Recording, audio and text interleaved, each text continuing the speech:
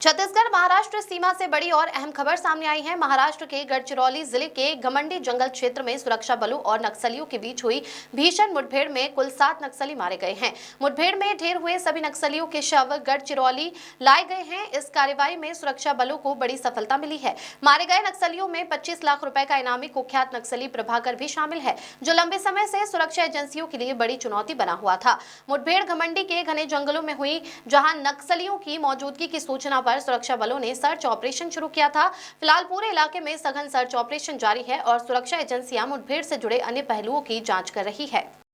ये कैंप लगा करके गढ़चिरौली नारायणपुर सीमा पर बैठा हुआ है और कोई बड़ी घातपात की घटना करने की नियोजन कर रहा है।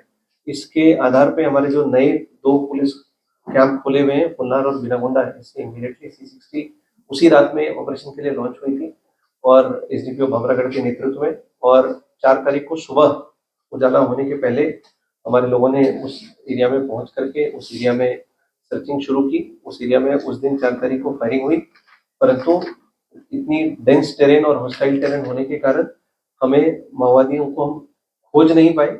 पर 2 बड़े कैंप्स वहाँ पे माओवादियों के हमने उस दिन ध्वस्त किए थे, पर हमने ऑपरेशन को विड्रॉ नहीं किया, ऑपरेशन को हमने कंटिन्यू रखा। और 5 तारीख को जब हम दोबारा सर्चिंग शुरू कर रहे थे तो दिन भर हेवी फायरिंग चलती रही 5 तारीख को, जिसमें 5 तारीख को हमें 3 माओवादियों के मृतदेह उस दिन मिले, जिसके साथ एक AK-47 और एक SLR हमने जब्त किया था।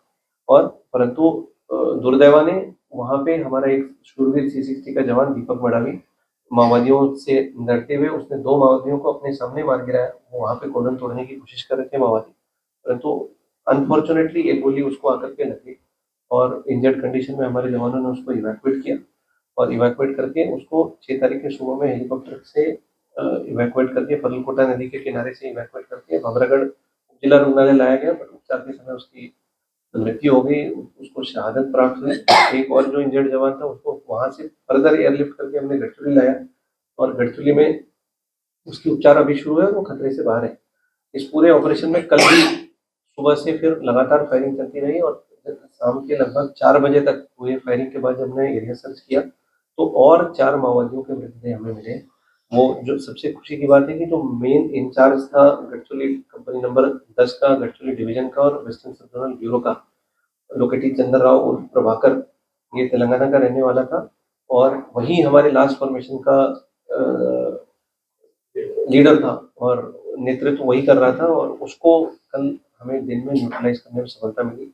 रात भर ये माओवादी जो बचे हुए थे उन्होंने रात भर फायरिंग करके रात भर कॉर्डन तोड़ने की कोशिश की, बट हमारे C60 ने अत्यंत शौर्य दिखाते हुए कॉर्डन तोड़ने नहीं दिया और फर्स्ट नाइट के बाद से जो फायरिंग शुरू हुई 8 घंटे के बाद जो बचे हुए कार्डर से 4 उनको भी न्यूट्रलाइज किया।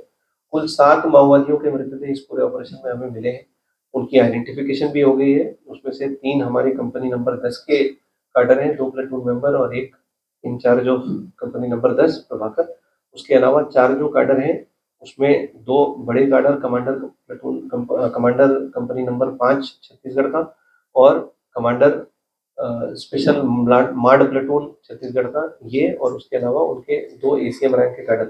कुल मिलाकर के इन 7 लोगों के ऊपर महाराष्ट्र शासन ने 67 लाख रुपए की बख्शीश जाहिर की थी। उनके ऊपर